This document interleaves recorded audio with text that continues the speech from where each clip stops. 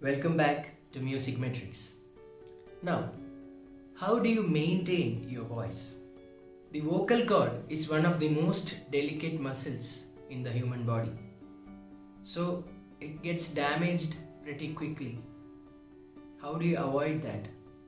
If you are a singer, then taking voice rest is absolutely necessary. Talk only if it is required and avoid extreme temperatures. Don't drink or eat too hot stuff or too cold stuff. Then you have to drink a lot of water. While singing, if you feel a strain to reach a particular note or a particular range, avoid singing that range for now. There is no rule that you have to reach such and such range. Sing with whatever range you have, and you can slowly improve your range always.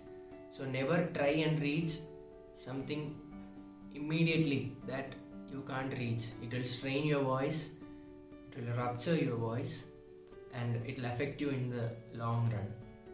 Every singer must keep this in mind.